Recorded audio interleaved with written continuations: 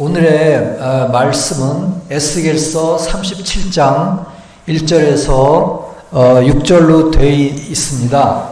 그래서 읽어 드리겠습니다. 여호와께서 권능으로 내게 임재하시고 그의 영으로 나를 데리고 가서 골짜기 가운데 두셨는데 거기 뼈가 가득하더라. 나를 그 뼈 사방으로 지나가게 하시기로 본즉 그 골짜기 지면에 뼈가 심이 많고 아주 말랐더라. 그가 내게 이르시되 인자야 이 뼈들이 능히 살 수 있겠느냐 하시기로 내가 대답하되 주 여호와여 주께서 아시나이다. 또 내게 이르시되 너는 이 뼈에게 대언하여 이르기를 너희 마른 뼈들아 여호와의 말씀을 들을지어다. 주 여호와께서 이 뼈들에게 이같이 말씀하시기를 내가 생기를 너희에게 들어가게 하리니 너희가 살아나리라.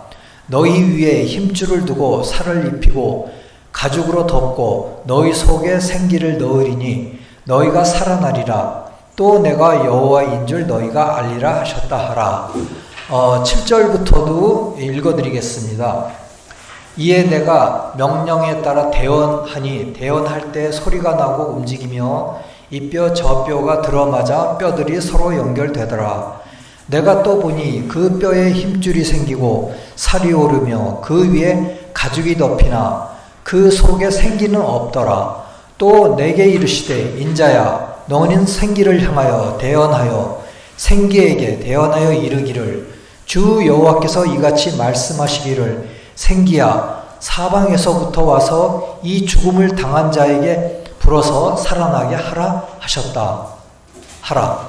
이에 내가 그 명령대로 대언하였더니 생기가 그들에게 들어가매 그들이 곧 살아서 일어나 서는데 극히 큰 군대더라. 또 내게 이르시되 인자야 이 뼈들은 이스라엘 온 족속이라. 그들이 이르기를 우리의 뼈들이 말랐고 우리의 소망이 없어졌으니 우리는 다 멸절되었다 하느니라. 그러므로 너는 대언하여 그들에게 이르기를 주 여호와께서 이같이 말씀하시기를 내 백성들아 내가 너희 무덤을 열고 너희로 거기에서 나오게 하고 이스라엘 땅으로 들어가게 하리라. 아멘. 참된 기독교 534번을 읽어드리겠습니다. 자신을 성찰하지 않는 사람은 골짜기에 있는 마른 뼈와 같습니다. 그러나 자기 자신을 성찰하는 사람은 주 여호와께서 그들에게 힘줄을 얹으시고 살이 생기고 가죽으로 덮고 숨을 불어 넣으셨을 때의 뼈와 같습니다. 아멘. 새로운 한 해를 맞이하여 나오신 성도님들에게 주님의 축복이 임하시기를 빕니다. 또한 온라인 설교를 들으시는 성도님들에게도 주님의 축복이 임하시기를 빕니다. 올해는 2025년입니다. 2025 한 해에 주님의 손길과 주님의 섭리가 늘 함께 하시기를 바랍니다. 그래서 오늘은 에스겔에게 주님이 환상을 보여주셨는데 그 마른 뼈가 생명이 된 그 부분을 우리가 다루고자 합니다. 그래서 저희 이 마음 가운데서도 마음의 모든 부분이 생명이 되어 있는 것은 아니고 또 죽어 있는 부분도 있고 또 마른 뼈와 같은 부분도 있을 것입니다. 그 부분들이 올 한 해 주님이 불어넣으신 생기로 생명이 되기를 원합니다. 그리고 왜 이스라엘 백성에게 이러한 말씀을 우리 주셨는가를 또 나누고자 하고요. 또 이것의 그 내적인 의미는 무엇인가를 나누고자 합니다. 사실 오늘의 말씀은 성문서에서 말씀하시기는 우리들의 중생의 모습을 나타낸다고 합니다. 중생되기 전에 이제 그 마른 뼈 같은 모습인데 거기서 주님께서 동서남북 사방에서 생기를 불어넣으시고 또 힘줄과 살과 가죽을 덮으셔가지고 군대가 되시게 하셨어요. 큰 군대가 되시게 하셨어요. 그것은 지옥의 악과 거짓과 대항할 수 있는 그러한 군대를 말하는 것입니다. 그래서 우리 마음 안에 있는 악과 거짓을 지옥으로 보낼 수 있다. 사람이 기적 중에 가장 큰 기적은 사람이 변하는 것입니다. 그 변화에 관해서 오늘 마른 뼈와 같이 연결지어서 말씀을 나누도록 하겠습니다. 에스겔은 이스라엘 역사의 불행한 시기에 살았어요. 그래서 유대 백성들은 바벨론의 포로로 잡혀가서 자신의 나라는 끝났다고 생각했습니다. 그리고 모든 희망도 접었죠. 아무런 희망도 없이 주님에 의해 선택되고 인도된 나라가 아니라고 생각하였습니다.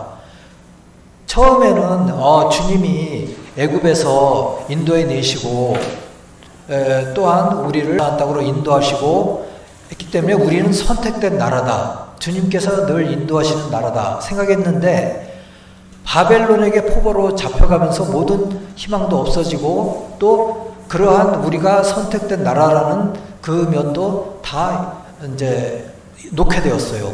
근데 그것은 왜 그렇게 되었을까요? 그것은 이스라엘 백성들의 죄 때문이었어요. 우상 숭배의 죄, 그리고 하나님보다도 인간을 숭배하고 하나님의 말씀을 선택하기보다는 인간의 그 말을 선택하고 인간을 더 숭배하고 인간을 더 따르는 죄였기 때문입니다. 그러면서 점점 예배도 잃어버리고 또 주님도 잊어버리게 되었습니다. 그랬을 때 그 이스라엘 백성들은 우리나라는 이제 완전히 죽은 나라다 이렇게 생각했어요. 그러니까 마치 저희 나라가 한일합방되면서 우리는 이름도 다 고치고 또 말도 일본 말을 쓰게 하고 했지 않습니까? 그래서 우리나라는 죽었다. 그때도 이제 그렇게 생각하고 희망을 잊어버렸을 때죠. 근데 그때 주님이 에스겔에게 오늘 말씀드린 에스겔서 37장의 환상을 보여주신 것입니다. 그런데 그 주님의 오늘의 이야기는 이스라엘 백성에게만 한 이야기가 아니고요. 이것은 우리 모두에게 한 이야기입니다. 우리 각자의 모든 영혼에게 한 이야기고 또 오늘날에도 적용이 되는 이야기입니다. 그래서 하나하나 우리가 적용을 해보겠습니다. 인생은 실로 두려운 것으로 보입니다. 사건 사고도 많습니다. 지난주에 저희는 예배 후에 아주 놀라운 소식을 접했죠. 너무나도 큰 사고가 있었죠. 그런 사고도 많고 이해할 수 없는 사고도 많고 그렇습니다. 그런데 또한 그것뿐입니까? 우리는 또 나이가 들면서 병이 오고 그에 따른 고통도 찾아옵니다. 그래서 우리는 그런 당시에 우리는 우리 자신이 마른 뼈같이 느끼게 됩니다. 그리고 주님이 우리에게서 떠났다고 느끼게 되고 그러면 우리는 또 더욱더 마른 뼈같이 느끼게 됩니다. 물론 그렇게 하는 것은 우리가 주님을 떠났기 때문이고 또한 한편으로는 주님이 우리를 겸손하게 만들려고 그런 면도 있습니다. 그러나 주님은 어떻습니까? 오늘 말씀드린 것처럼 마른 뼈에 힘줄이 생기게 하고 살이 생기게 하고 또한 가죽이 생기게 합니다. 그래도 죽어있죠. 근데 그때 주님의 영을 불어넣으셔서 우리가 살아있는 영이 되게 하십니다. 자연계에서도 어떨까요? 겨울에는 모든 것이 죽어있는 것 같습니다. 지금 오늘도 눈이 오고 밖에 가지들은 다 말라 있습니다. 다 죽은 것 같습니다. 그런데 봄이 오면 다시 살아납니다. 주님께서는 요한복음 12장 24절에서 말씀하시기를 한 알의 밀이 땅에 떨어져 죽지 아니하면 한 알 그대로 있고 죽으면 많은 열매를 맺느니라. 이게 무슨 말씀일까요? 밀알 씨앗이 땅에 떨어져서 그것이 터지면은 생명이 이어지고 새순이 돋고 또 열매를 맺을 수 있는 식물로까지 다시 살아나는 것입니다. 물론 그렇게 되기 위해서는 태양의 열과 빛이 살아나고 또 비가 와야 됩니다. 비가 다시 와서 딱딱한 씨앗이 생동감 있게 자라는 것입니다. 이와 같이 우리의 절망과 두려움도 희망으로 바뀌는 것입니다. 새로운 해는 무엇을 의미할까요?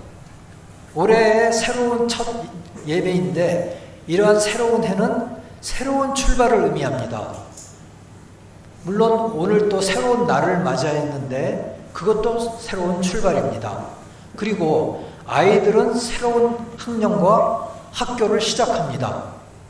방학을 지나고 그리고 새로운 학교와 학년을 시작하고 새로운 동급생들을 만납니다.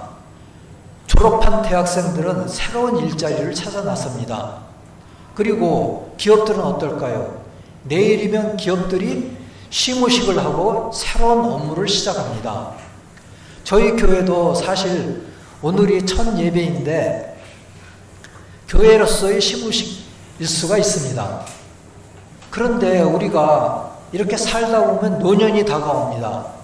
노년이 다가오더라도 그것은 우리 생애의 마지막일까요? 우리가 마른 뼈가 돼서 사라지는 것일까요? 그런데 그것은 이 새로운 시작 중에 가장 커다란 새로운 시작의 준비인 것입니다. 천국의 비밀 1273번에서는 다음과 같이 말하고 있습니다. 살아생전 함께 속해 있던 영적인 공동체로 들어가게 된다고 말하고 있습니다. 이 세상에 육체를 남겨두고 육체만 남겨두고 우리의 영혼은 그곳으로 들어가게 된다는 것입니다. 인애와 시민성과 정직성을 포함한 영적으로 맞는 공동체에서 새로운 시작을 한다는 것입니다. 그러니까 성문서 한 군데에서는 우리 영혼에게 가지고 있는 인애와 시민성과 정직성을 가지고 있겠죠. 성실함 등을 가지고 있겠죠. 그것을 포함한 영적인 것들에 우리에게 꼭 맞는 공동체로 새로운 시작을 한다는 것입니다. 어떤 공동체로 갔다가 거기에서 안 맞으면 또 다른 공동체로 천사가 안내하고 그래서 자기에게 가장 맞는 공동체에서 우리가 새로운 시작을 하게 된다고 합니다.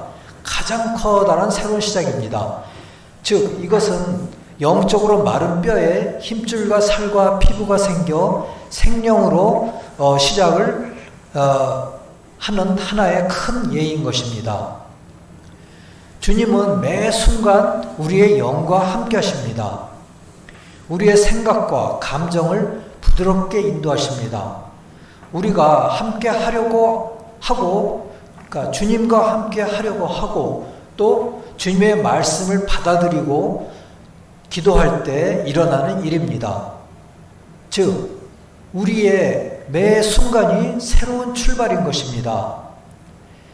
매년, 또 매주, 매일, 또 매일의 매 순간이 새로운 순간으로서 생각해야 하는 것입니다. 그런데 주님은 우리의 자유의지를 강요하지는 않으십니다. 우리가 자유의지를 남용하여 우리가 덫에 걸릴 수도 있습니다. 그러나 절망과 희망이 없는 상태에서 우리가 주님을 따르면 우리 마른 뼈에 살이 붙고 살아날 수 있습니다.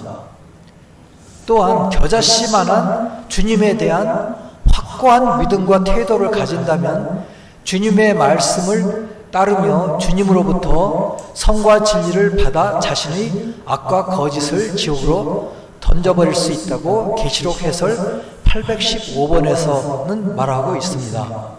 주님께서는 너희에게 겨자씨만한 믿음이라도 있으면은 이 산더러 저 바다에 던지우라 할 수도 있다고 하였습니다. 그때 말씀하신 그 산은 우리 각자에게 가지고 있는 악과 거짓을 이야기하는 것입니다. 악과 거짓의 세력이 그만큼 큰 것입니다. 바다는 지옥입니다. 우리의 악과 거짓을 지옥으로 던져버릴 수가 있는 것입니다. 단 우리에게 주님께 대한 겨자씨만한 참된 믿음이 있어야 하는 것입니다. 그것도 확고한 믿음이 있어야 됩니다. 그리고 주님에 대한 확고한 태도를 가져야 하는 것입니다.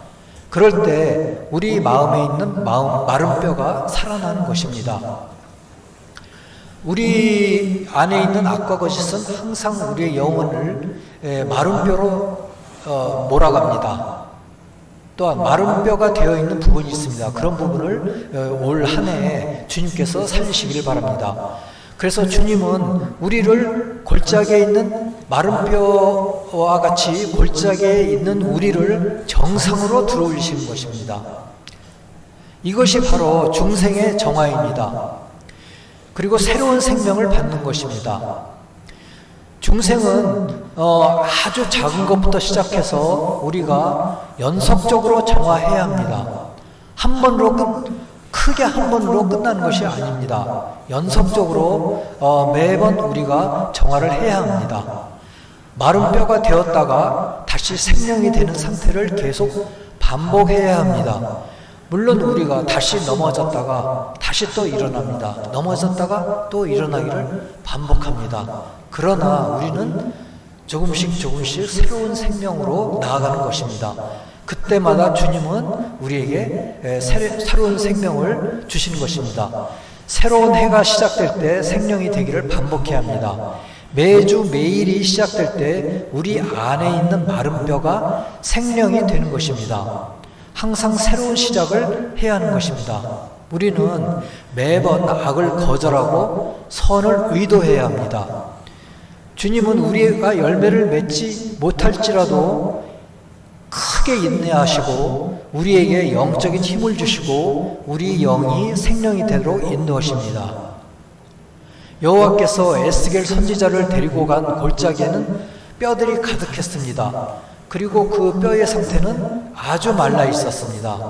그러므로 골짜기에 뼈들이 가득한 것은 무엇을 의미할까요?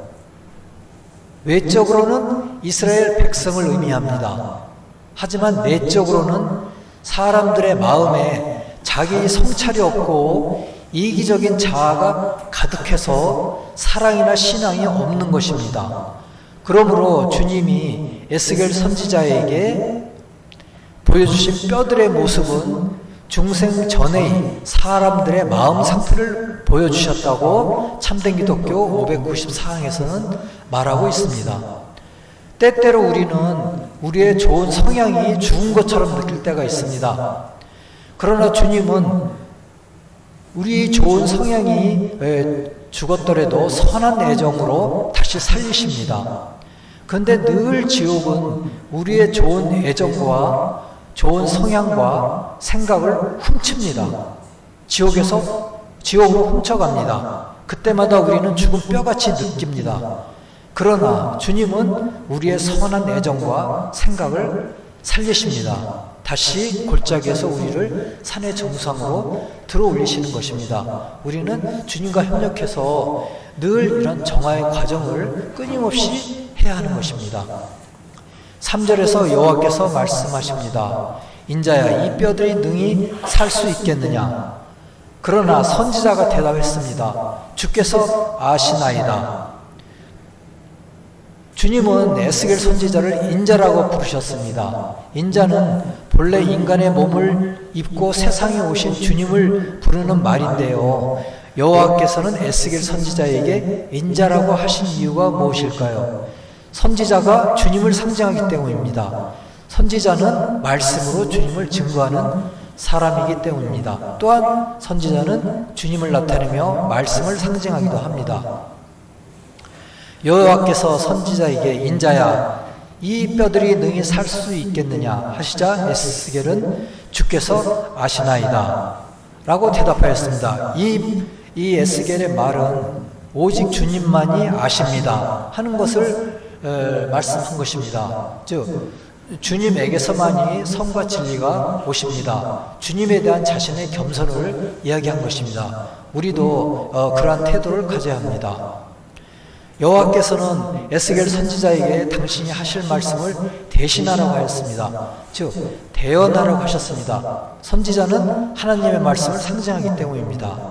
마른 뼈가 사람이 되는 과정은 이렇습니다. 사람이 되는 과정에서의 뼈는 진리를 뜻합니다. 뼈에 힘줄이 생기고 살이 붙는 것은 선을 받아들이는 것입니다. 그러므로 힘줄에 살이 붙는 것은 진리에 따라 선을 행하는 것입니다.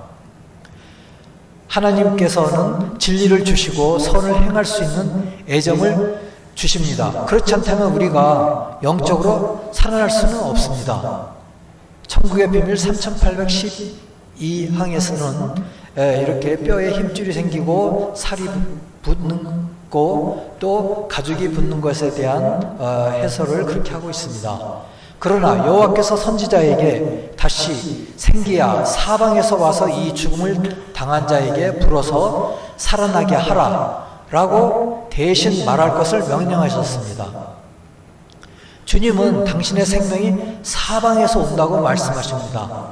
사방이란 것은 무엇일까요? 동서남북이죠. 그래서 하나님의 생명인 사랑과 지혜를 받아들이는 개인의 상태를 뜻합니다. 동쪽은 사랑이 많은 쪽이고요. 남쪽은 지혜가 많은 쪽입니다. 사방에서 하나님의 생명을 받는다는 것은 하나님의 지혜와 사랑을 받는다는 뜻입니다. 사람이 사랑과 지혜를 받는 정도, 그러니까 사람이 선과 지혜를 받는 정도에 따라서 주님은 그 사람의 구원을 위해서 싸워주십니다. 이것이 주님으로부터의 구속인 것입니다.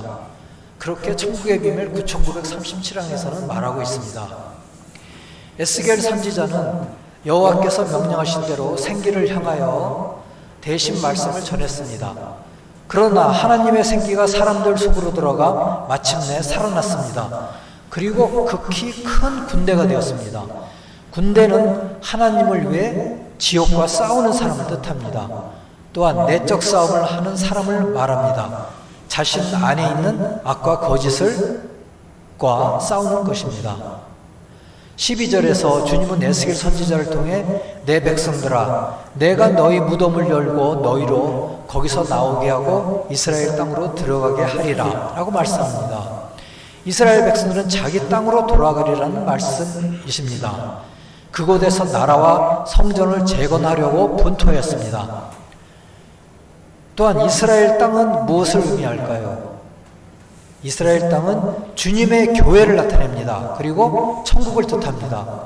주님은 영적으로 죽었던 사람들에게 생명을 불어넣으시고 그들을 천국으로 인도하십니다.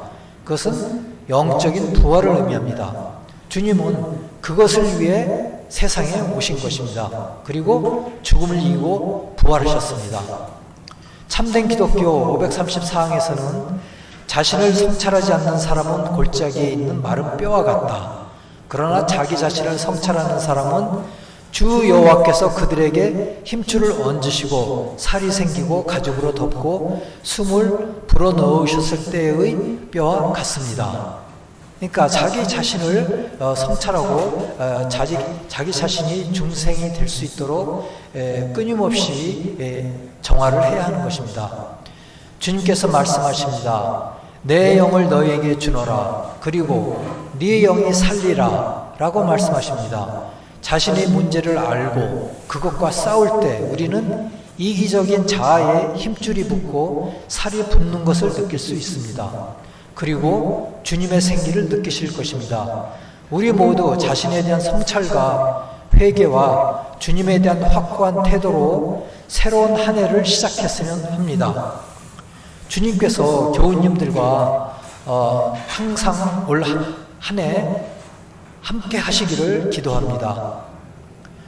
주님을 앙망하는 자는 새 힘을 얻으리니 독수리가 날개치며 올라감 같을 것이요 다름박질하여도 곤비하지 아니하겠고 걸어가도 피곤하지 아니하리로다. 아멘.